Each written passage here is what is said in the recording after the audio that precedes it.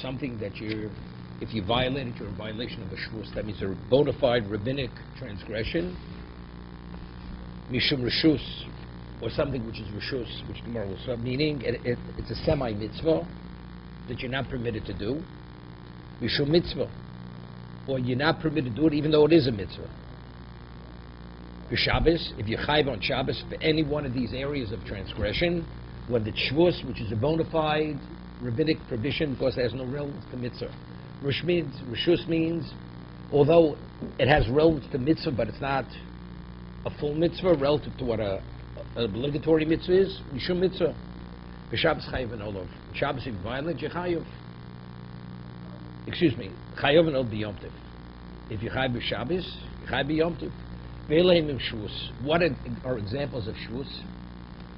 Which rabbinic prohibitions, which are totally un-mitzvah related, not mitzvah related. Lo olam v'ilon, you're not permitted to climb a tree. Lo rochen agabi behema, you're not permitted to ride an animal. These were rabbinical. Lo shotan al penei hamayim, you're not permitted to swim. These are Shabbos and Yom. Lo betapchim, you're not permitted to clap. Lo mesapkim, you're not permitted for the sake of sound to hit your thigh. Lo meraktim, you're not permitted to dance. Ve'elahim mishum reshus. What is reshus? Meaning it's a semi-mitzvah. I mean, relative to what a bona fide mitzvah, this is classified as reshus, not obligatory. Lo donin, you're not permitted to convene a bezdin. Lo makachin, you're not permitted to marry. Lo cholzin, woman is a yavama, she needs a release, you're not permitted to give her the release. Lo miyabmin, perform yibum, because yibum is the equivalent of marriage. Ve'elahim mishum mitzvah. What's the mitzvah? There's a lo magdishin, you're not permitted to consecrate.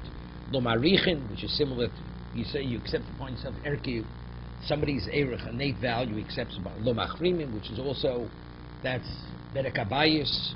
Lo magdin shum meiser, you're not permitted to tie shum meiser, even though it's a mitzvah. Elo b'yom tiv, omru, all this you're not permitted to do on Yom Tiv, kal v'chom b'Shabbos.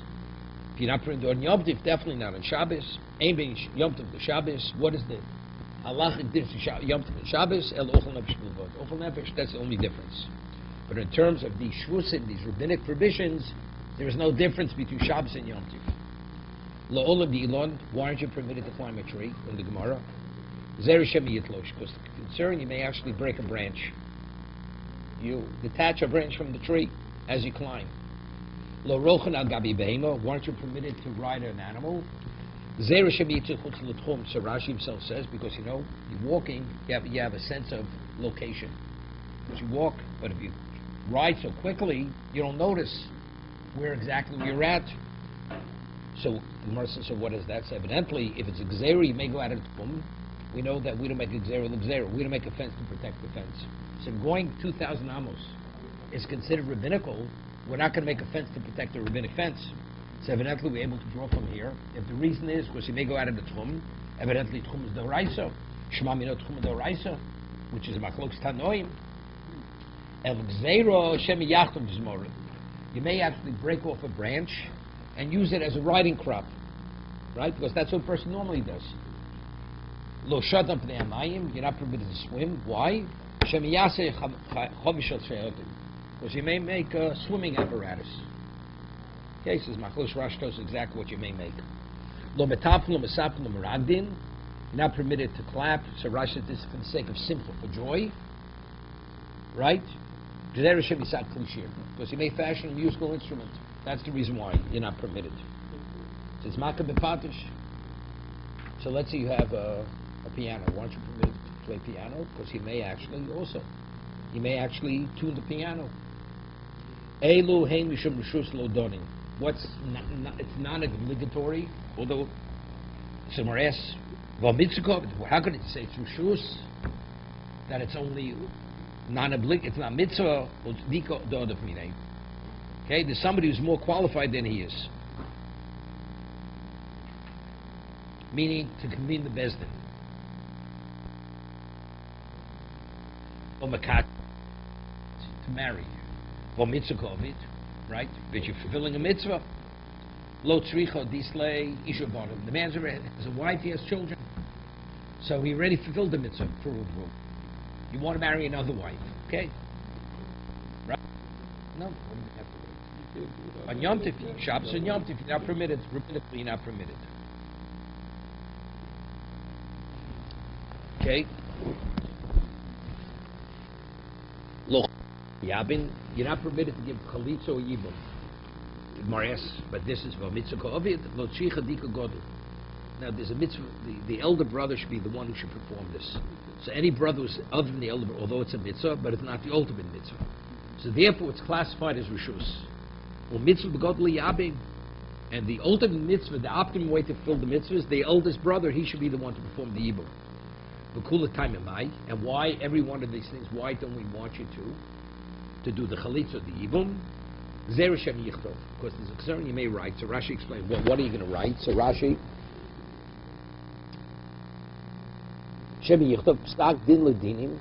if you can't convene a bezdin, because very often they record the verdict. Shtar Erusin, Lekadushin, you may write the document for Erusin, for marriage. Shtar Chalitza Choletzes, the woman, it's like a woman who receives a get, it's a document. So there's a Shtar Chalitza written afterwards to record that what? That she received Chalitza. Uksuba li yavama, and a woman's yavama. Uksuba. Gzeira because of that. Okay? Ve'elu mishum mitzvah. What are you not permitted to do, even though it's a mitzvah? Lo magdishin, lo marichin, lo machrimim. You're not permitted to consecrate something. When you consecrate, gzeira mishum mekach memkar. It's a question what? Because it's the equivalent of what? Of a commercial activity. Because what do? You're transferring something from one domain into the other domain. Rashi says, what? So what's the pshat? Mekach memkar.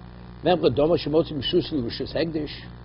So why is mekach? Why aren't you permitted to engage in commercial activity on Yom Tiv? So also min hamikro dichsid memtzach chemtzach v'david dover, meaning that you're not permitted to engage in your own endeavors on Shabbos and Yom Tiv. Inami mekach or memkach. Why is mekach? Osi lidei ksiva. Normally, whenever you do some kind of transaction, there's always some writing involved. Shtari michiro v'imtoba havalik zero. Right? Because even mechira is not permitted. It's cool. Okay. Lo mavin shumas ma'isers. You're not permitted to tie shumas ma'isers. Pshita. It's understood. It's what? It's misaking. Turn Rav Yosef l'nitzvah el litno l'kohen go biyom. Normally, let's say you tied something. Now, what is exactly? Why is it near a kimisaki? It looks as if you're perfecting. Tevel, the Yisrael is not permitted. So why is he separating the truma? To permit that so the balance should be chulin. So you're perfecting it. It's a semblance of makkah b'patish, right? Even though the Kohen can't do it either, but it doesn't make. But when I tied it, let's say I tied it to give to the Kohen. So what it looks like, I'm giving the Kohen his piece. So the consequence, it becomes permitted. See, if you tied it where I'm not going to give the truma to the Kohen, why am I tithing it? To permit to me what I want. So there it appears that's makkah b'patish. What about I tithe it to give to the Kohen, and it's only a consequence. So it's not obvious that it's makkah b'patish because that's only a consequence. If I have a Kohen comes to me and he wants something, and I go to Tevel and I take a piece, give it to him. So am I giving it to him because I want to permit the chulin to make? I'm giving to him because I'm giving him his portion. No, it doesn't make a difference. But that's not why. Why am I giving it to him? To the Yisrael, if I tithe it, because I want to eat. So why am I tithing it? Because I'm not permitted to eat unless I tithe it. So that scenario appears in makkah b'patish. Shabbos and Yom Tov, both Shabbos and Yom Tov. So you would think, so maybe to give it directly to Kohen where it's not obvious that it's to be misakim the chulin, maybe you permit it, right? V'ani mili peri the tivla, the tefilin esmo.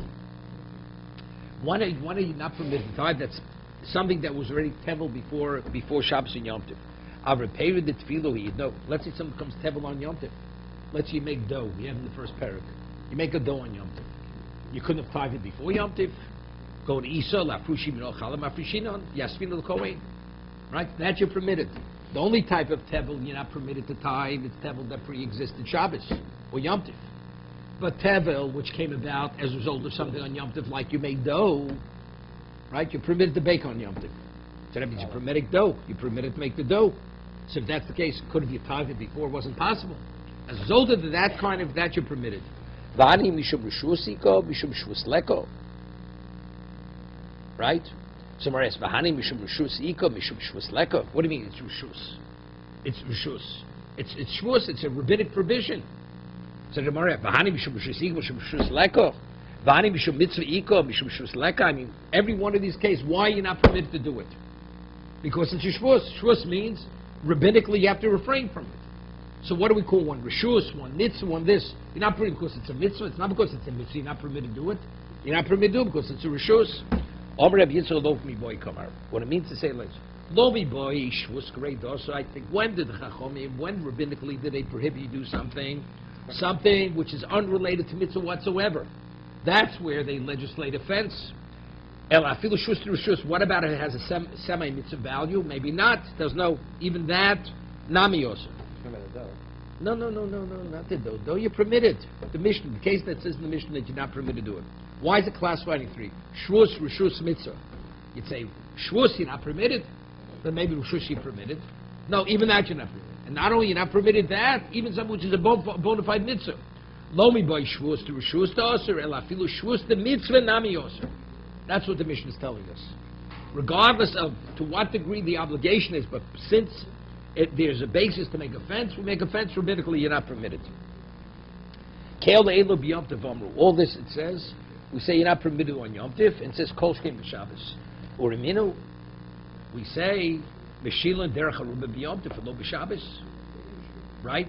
We say you're permitted to do things on what? On Yom Tif, but Shabbos not. Omer of Yosef Lukasha. Right? It's not difficult. Horeb Leza, Horeb Yeshua.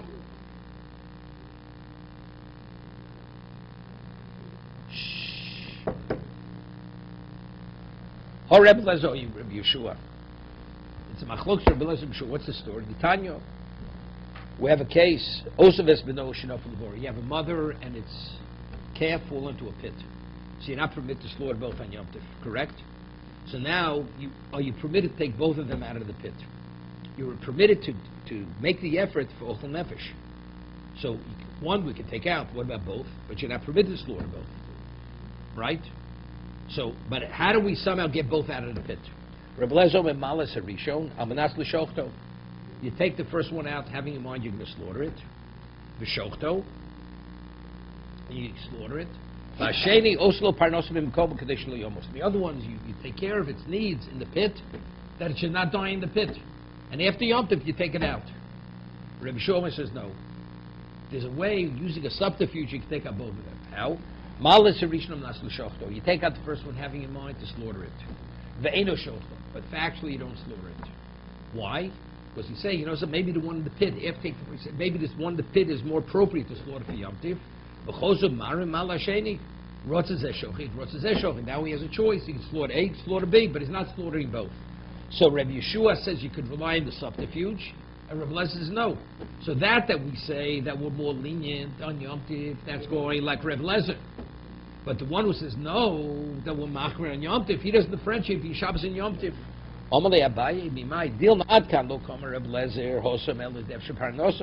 The reason why Rebbe Lezer doesn't allow you to take both of them out of the pit based on something, because you could actually satisfy it, take care of its needs in the pit. But over here, what's happening? He wants to take the grain on the roof or the fruits, because otherwise it's going to rain, they're going to get ruined. So there's no other way to deal with it. So maybe even Rebbe Lezer's in agreement, you could drop it through the skylight. Over there, what is Rabbi Shua permitted? Because you're able to use the subterfuge to conceal what your true intent is. Here, it's blatantly you're actually exerting yourself for what? For monetary reasons. Low, maybe even Rabbi Shua would agree you're not permitted. It's none.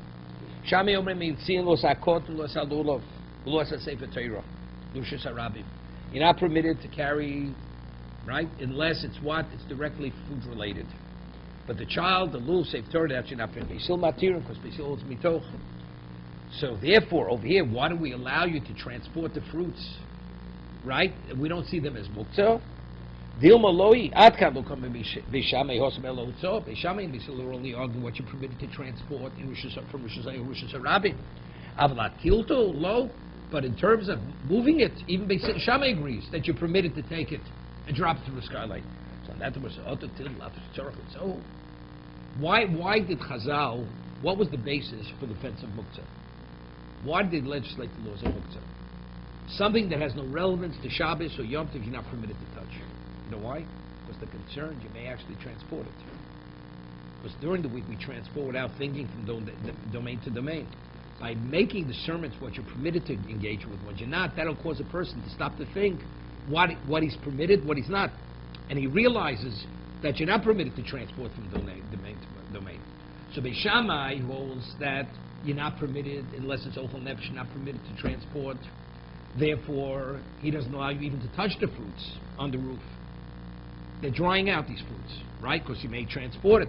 Beis Hillel, who holds that there's no Isser of Hutzah. Now the Gemara says like this.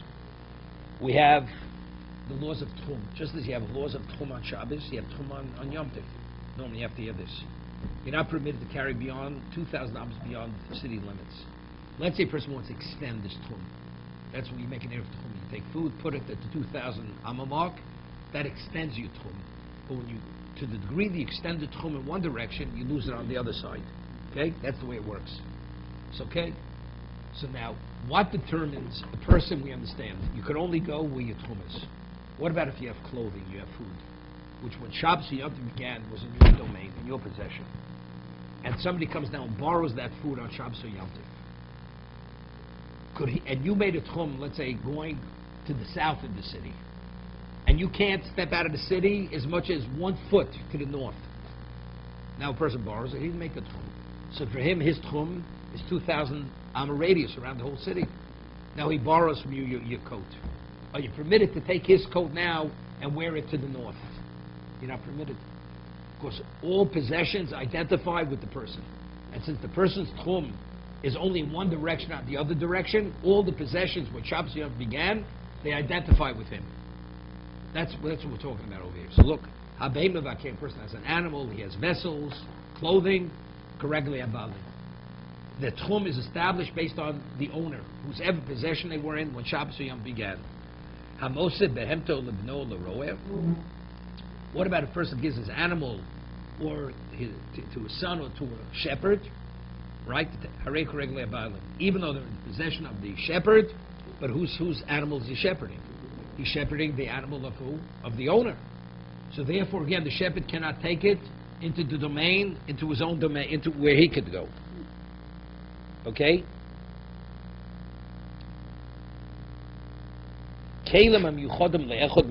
What about if you have family, but one of the clothing, it's, let's say you have 3 children in the family, and the oldest child has his coat. His coat identifies with him. Even though the other brothers, if they want to borrow it, he'll allow it. But factually, he's like an independent party. So, and let's say one of the brothers makes a different tchum than the other brothers cannot take it. The code identifies with that brother. Okay? It's the same argument. Hareelu Karaglov. No argument. There's no argument. Yeah, I mean, it's the same. Same rationale. What about Shenim Yuchodin? What about if you have a garment that it's available for the whole family to use? Family coat. Whoever goes into the street puts on the coat in the winter. So it's a partnership. That means, and each of the brothers makes a different tchum.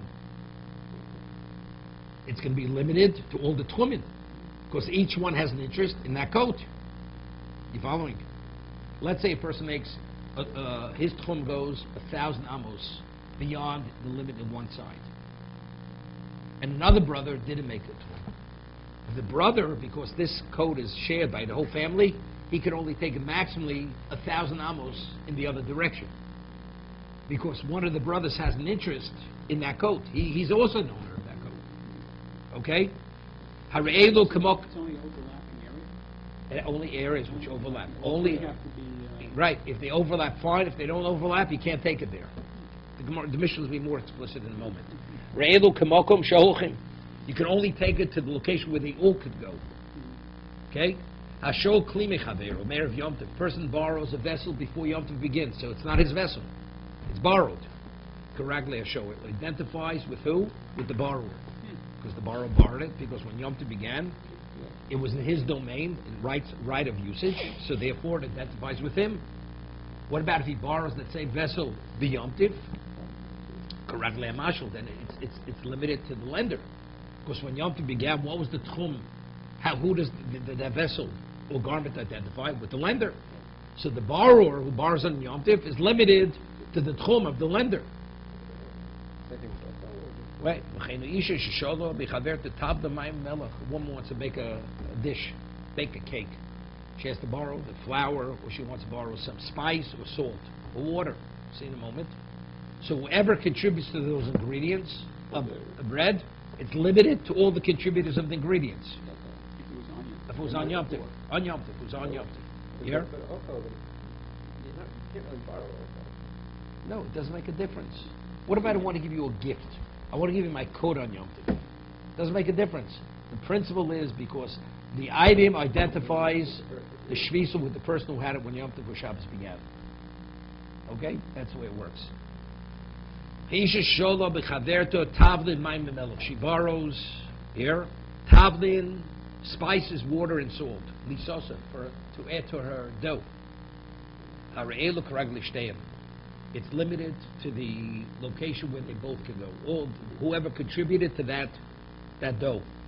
Rabbi Yehuda says no. The water contributed water that we don't reckon with. Why?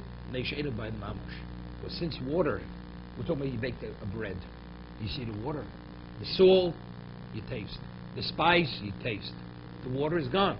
So it's only something which continues to retain its original identity. Then it's limited to the lender. But since the water doesn't retain its identity, right, because in the bread you don't see the water, therefore, although you can't make bread without water, there's no limitation. What? Key ingredient. Yeah, doesn't make a difference. Well, we'll see. That's Rabbi Yehuda. It's not Rabbi Yehuda says this. Masdisin. 1 second.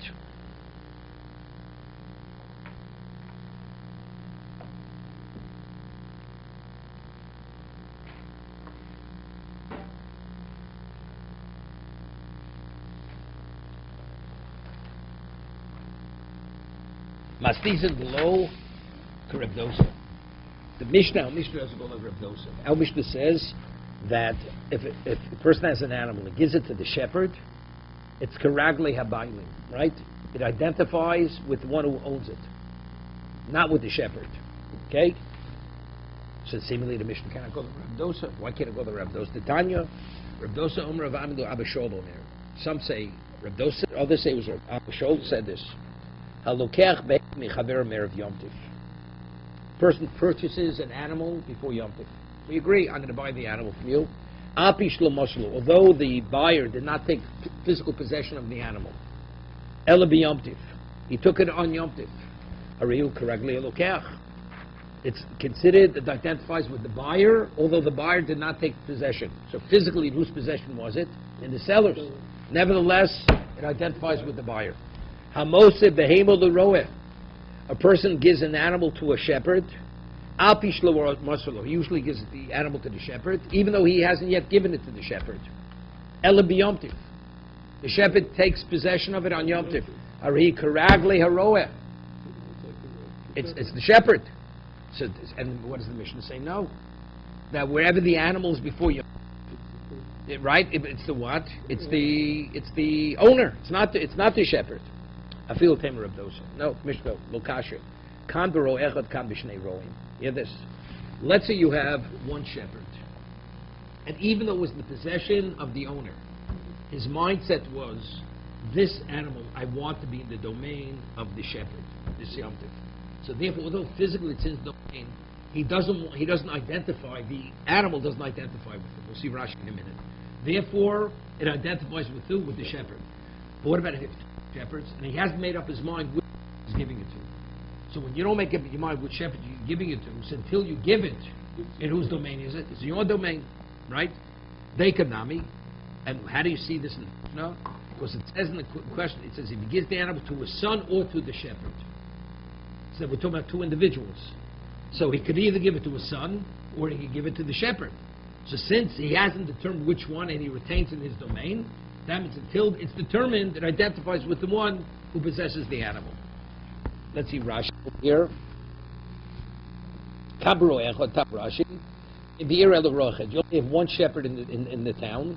Called benir ma'amidim behemta b'rshus. So everybody gives their animal to the shepherd. V'nikli shlisoso. Hilkoch bein mocha bein lokech datu shlotikna bein mishvoso etzel. The person doesn't want that the animal's location should be the location where it's at. El b'shlisas aroeh. U'maslis b'shnei roin. The Mishnah is speaking about there are two shepherds in town. Lo yadin lihai minan havi das spailim. He hasn't made up his mind to which shepherd he's giving it. Hilka hareka ragli abailim. Therefore, it identifies with the one who has it. Emeno makes a roim haroivo unless he gives it to the shepherd before Yom Tov. Gives the shepherd for Yom Tov, so he shows where he wants it to be. But if he hasn't given it to either one, so that means until I give it, it's by me. So it's by the person that identifies with the person. Norman, you with me? Okay, not difficult. Omer Rabbi Chanan Reb Yochanan Halacha Reb Dosa. Rabbi Chanan says the name of Reb Yochanan. We rule like Reb Dosa that we differentiate if there's one shepherd, two shepherds, right? So the more asks, Omer Reb Yochanan Ochi. Did Reb Yochanan say that what? That we rule like Reb Dosa because he's quoting Reb Yochanan. Ivam Reb Yochanan Halacha Kistam Mishnah. Reb Yochanan says we rule like an anonymous Mishnah. And our Mishnah Tanan HaBehema VaKelim Karagli HaBalim. We say that the animal identifies with who? With the owner. So how can you tell me we rule like Reb Dosa? Reb Dosa identifies with the shepherd. That the mercy of love, he said, but we answered already. Kan bero echad, kan b'shnei rom. Our Mishnah that it says he identifies with the owner because he have more than one shepherd. And but if you only have one, so when he rules like Reb Dosa, we're speaking when you have one shepherd. So since it's clear he doesn't want it to be by him, he wants it to be by the shepherd. So therefore, although physically it's by the owner, that's not called. I'll give you an example. I say to you, hold my coat. Hold my coat, but it's my coat. I'm not lending you my coat. I would like to keep my coat in your closet when Yom Tov begins. I'll pick it up tomorrow morning. Could I take that coat wherever I want, wherever I'm able to go? Definitely, because my coat being in your domain is not there to identify with you. Same thing here. If a person always gives his animal to the shepherd, even though physically it's in his domain, it's only its location. But the person doesn't identify that he wants to be associated with the animal. He wants the animal. It's here till the shepherd picks it up. He happens to pick it up in the morning. He says association, that was what he says in control. Makes no difference. Factually, he's going to give it to the shepherd. When the shepherd charges a fee, doesn't charge a fee. Okay, Ton Rabbanon. Okay, now we have an easy case. Shnaim sheshalu chol kechod b'shutfus. Two people, they borrow a garment. The lender says both of you could wear it. Zeh lev lebu shachris l'beis hamedrash. One wears the garment to go to the beis medrash in the morning on Yom Tov. Zeh likonis bo arvis l'beis hamishta. The other one, he wears it at night to go to the party.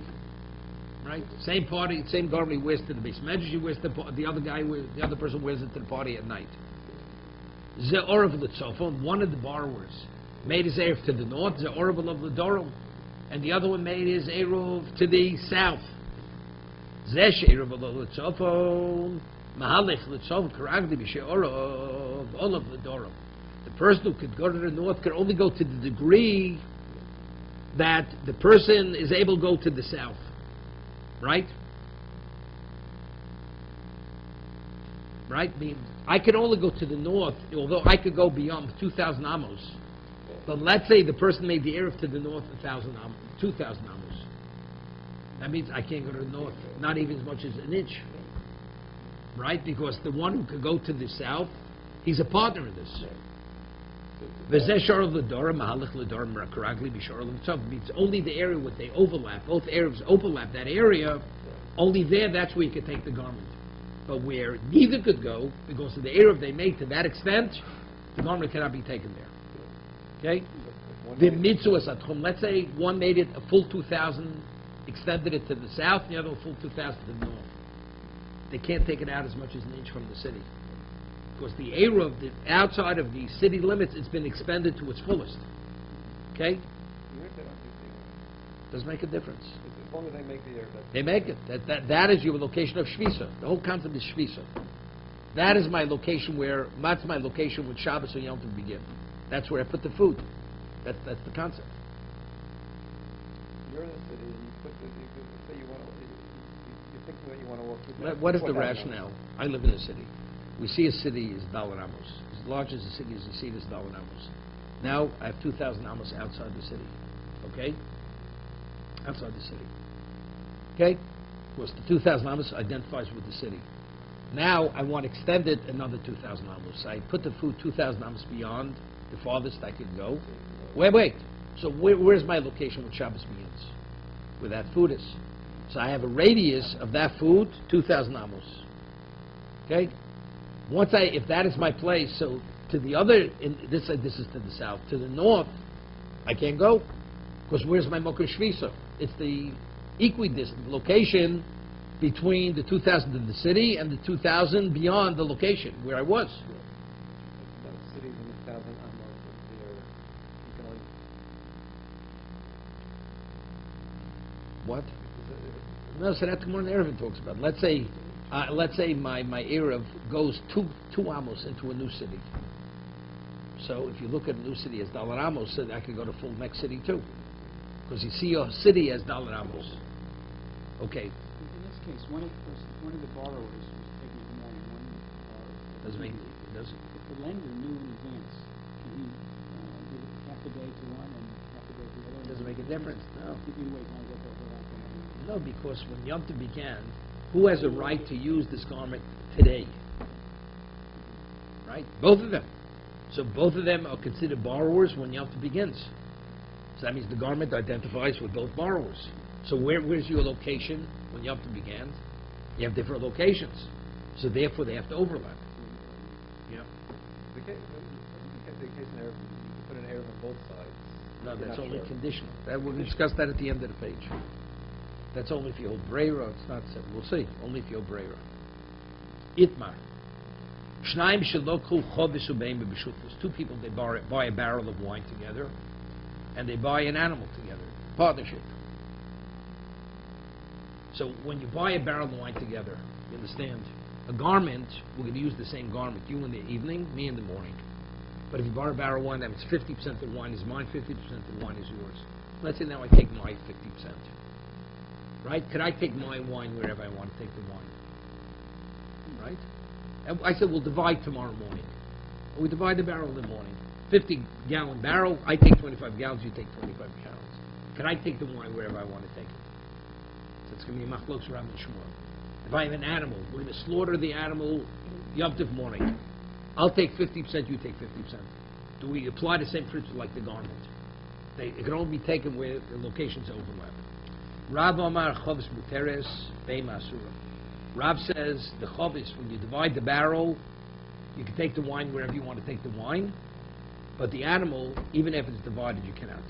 We'll see in a moment. Shmuel Amar Chovis Nami Asura. Just as the animal, even if divided, you cannot. The barrel also cannot be divided. Even if it's divided, you can't take it wherever you want. Like Sava Rav. So now the Gemara doesn't say Rav. Rav is contradictory. Ik Sava Rav Yesh Breiro. The concept of Breiro means when we divide tomorrow, it will be determined retroactively what was mine from when Yom Tov began. So if we rely on the concept of Breiro, that means, so if that's the case, when we divide, my 50% was already in my domain, the equivalent, when Yom Tov began. We're just identifying what was mine before. So the Gemara says, if that's the case, I feel behemoth ishri. So why is the animal permitted? The animal should be permitted too. When we divide the animal tomorrow, it'll be revealed which half of the animal, which cut of meat was mine. Right? Viksa ve'ein breira. And if you say you can't rely on it unless it's been in advance identified, I feel chovis nami asura. So even the barrel should not be permitted when you divide the barrel. And that Gemara says, Lolam ksava yesh breira. Rav holds breira. That when you divide it retroactively, this was meant to be mine when Yom Tov began. V'shani behema. But an animal is different than what? Than the wine. Why? Tukayavki tchumen adodi. Right? when you're dealing with wine, about 50 gallons. So when you divide it, 25 is mine, 25 is yours. When you have an animal, when Yom Tov began, let's say 50% was mine, 50 is yours. But subsequently, there's one circulatory system. It's one entity. That means each part of the animal was sustained by the other part of the animal. Right? So therefore, there's an intermingling here. It's like I contribute ingredients to your bread. So if that's the case, it's true. When we started, it was exactly 50%. But now, we've crossed lines over here. So because that intermingling, that's why you can't take your half to where you want, because part of it, included with your in half, is part of the other person's. And part of what is the other person's. Amri Rav Kana the Ravasi the Rav. So Rav Kana Ravasi the Rav. Shosik Rav. So Tosas explained, Rashi is difficult like this. What's the halacha? Nolad, right? We said nolad is not permitted. Something that grows, egg is laid on Shabbos. Yom Tov is not permitted. Nolad, it's new. Let's say you have an animal on Yom Tov. From Yom Tov begins, the animal weighs so much. By the time you come to Yom Tov morning, it weighs a fraction of an ounce more. Right? How you permitted to slaughter the animal, that fraction of growth is muktzah. Right? Because that didn't exist when Yom Tov began. So what's the answer? Because you can't identify it. Even though it grew slightly, but since it's not identifiable, I don't reckon with it. Right? So similarly, just as a muktzah, I'm not concerned for the little bit which is not recognizable to affect its status. Identically, we're partners in an animal. That there's an intermingling of the system, because each part of the body nourishes the other system part, and there's an exchange, but is it noticeable? I take my 50%, you take your 50%. So just as for muktzah, it doesn't restrict the animal. To prohibit it, you permit it to eat the animal on Yom Tov, to slaughter it. Identically for tchum also, since it's not noticeable, you ignore it. Shosik Rav. Rav remained silent. He had nothing to answer. I mean, he accepted it. My havi Allah. So what's the halacha now? Is it permitted not? Do we rule like Rav? Do we rule like Shmuel? Rav Yoshi Mayesh Breira. Rav Yoshi says you say Breira. Therefore, the barrel you divide, it's permitted. You divide the animal, it's permitted. Yeah, Yesh, we say Breira. Rav Yochanan ain't Breira. No, you don't. That since it hasn't been discerned when it began, we're not sure the portion you're getting may be your portion. So I ask a question. Rav Yoshi is Breira. How can you say Rav Yoshi is Breira? Well, Tanan, there's something we have in the first parak. Hames bebayis. You have a corpse in the house, lo psochim harbi, and you have many exits where the corpse can be taken out. You hear? And you're not sure which exit it's being taken out. Kulam tameim. All the exits are tummy. If you have kalim under the exits, the tummy. Niftach echaneh. Let's say it open now. You've decided which one you're taking out, and you open one of the doors. That means tum is going out that direction. Who tummy kulam torim? That exit where you decide to take that exit. Let's say subsequently you put new vessels there. That vessels in that entrance are tummy. But the other ones, which are sealed, are not tummy, because the tum is not meant to go throughout that. Choshev lotzio bachs mihen. What happens? He had in mind to take it through one of the exits. Obachalot sheil sha'arba abba, arba bar. Let's say because it has to be minimally 4x4 tvachim to be able to fit the mess through the window. Matzel sapsochim kulon. Therefore, all the entrances are also protected. The only time that helps, if you had in mind, that's before the tumor was even introduced. Before the person died, you had in mind through which door you're taking it. Even after the mess died, because we say what he says later, we'll say, meaning the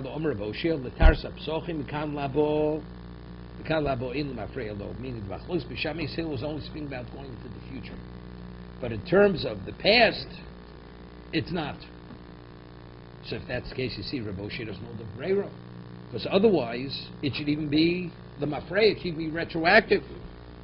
What's that? Let's see Rashi.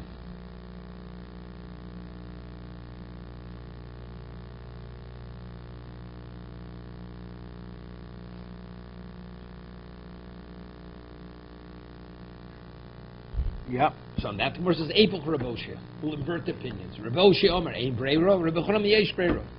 So says Miyas Rabbi Yochanan Breiro. Does Rabbi Yochanan the Breiro?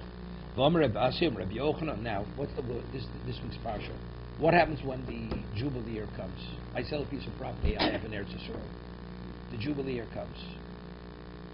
The seller has to return the property. The buyer has to return the property to the seller. Let's say you have brothers in the family, and it's definitely this was the piece of property when they entered into Eretz Yisrael. They divided. This is the family heirloom. This is the family property. So you have brothers. They divide the property. Right? They're heirs. So if you hold Yesh Breiro, that means the portion each one received was meant to be his portion. But if you hold Ein Breiro, it may be Reuven took Shimon's and Shimon took Reuven's. So if that's the case, what happens if two brothers own a property and they sell, each one sells his property to the other? What happens when the Yovel comes? It returns to the one who sold it. So if we're not sure when they divided the estate, if you received the portion you were supposed to get, right? You may have Shimon's and Shimon may have Reuven's. So what happens when Yovel comes? You have to put it all back into the estate, and you have to redivide the estate. Putting it back in the estate is returning it to its original location. And then you divide the estate. Rabbi Yochanan says, we say, Rabbi Yochanan is a breira. We see them as buyers, as purchasers. Therefore, they have to return it to the estate on Yovel, and they have to redivide. So you see, Rabbi Yochanan does not hold a breira. When does Rabbi Yochanan not hold a breira? That's regarding Torah laws. Avol b'drabanan, when we speak about Tchum, it's only drabanan, islay. He holds a breiro, of course we're more lenient, even though it's not clear in advance which is going to be, what's going to be afterwards. We say, nevertheless, what I determine later retroactively is, I'm only relying on that leniency only for rabbinic laws, not for Torah laws. U'b'drabanan islay. On rabbinic law, does Rabbi Yochanan accept breiro? Well, Tony Ayo Rashi is a Shem Chacham. Namora, Rabbi Yehuda Omer. Rabbi Yehuda says, "Ein odam masnal shnei dvam kiachad." One can make a double tonight. We'll see. Elo ibo chacham mizrach eruva mizrach, marovo eruva lemaro. Meaning like this. Get a story. There's a guest lecturer coming to town. Here, Norman. There's a shul in the west, and there's a shul in the east. He's not sure which shul he's lecturing. The east shul or the west shul. You know what he does? So, and each shul is out of his bounds. So to cover his bases, he makes two tchumen. He makes a tchum to the east and a tchum to the west. He says, if the chacham should come to the east, my tchum should be to the east. And if it should come to the west, it should be to the west. Right? So tomorrow will determine which direction I'm going. Right? So you could do it. What about if you have two chacham, two rabbis coming to town? And each one's lecturing in the east, one's lecturing to the west. And I'm not sure which one I'm interested in going to listen to. You have a case, two different cases. So tomorrow I'll decide. You see it? The first one is, I'm not sure which shul the rabbi is lecturing. The rabbi knows which one he's lecturing. So I make a tchum in either direction. Right? Conditional. If west, that's where I want my tchum to be. So when will it be revealed? Tomorrow. Tomorrow will be revealed which shul he decided to go to. The rabbi always knew before Shabbos which shul he's going to. The other case is the two rabbis coming to town. I haven't decided. If I haven't decided, that's a braver issue.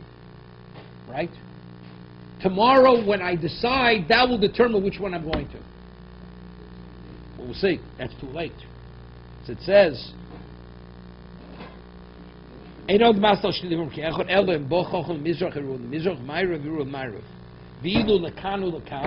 if the two rabbis coming to both, and tomorrow I'll decide which one I want to go to, and that one will be a tchum, lo. They ask, why do we say if the two rabbis coming to town, and I'll decide tomorrow, I can't go whichever I want, they breira. Mizchul Ma'ariv. I mean breira. Why do you say? Also, there's no breira. Tomorrow will be determined to which shul the rabbi went. I mean, the Chacham already, he knows which one he's going. So that's not Breira. It's like a regular condition. A person makes a condition, right? If you give me $1,000, the property is yours. You don't give me $1,000 by a certain date, it's not yours. That's not Breira, it's a regular condition. I'm making a conditional Eruv. Whichever shul the rabbi goes to, that's the one I want to. But what about if he's going, 2 rabbis going, and I have to decide tomorrow? You can't, unless you hold Breira. If you hold Breira, what I decided tomorrow was meant to be what originally it was meant to be. That's Breira. So what do we see over there? The Rabbi Yochanan doesn't hold Breira. Even on a rabbinic level, Rabbi Yochanan does not hold the Breira, because they were talking within the context of what? Of Tchum. So how do we reconcile it? We inverted the picture. Rabbi Yochanan holds Ein Breira even on a rabbinic level. We want to say Rabbi Yochanan holds on a Torah level, not, but on a rabbinic level, yes. But Rabbi Yochanan says over here explicitly that when I'm dealing with 2 Chachomim, we say Ein Breira. And the way Rabbi Yochanan, the way he answered it is because the Chacham already Alma less like Rabbi Yochanan.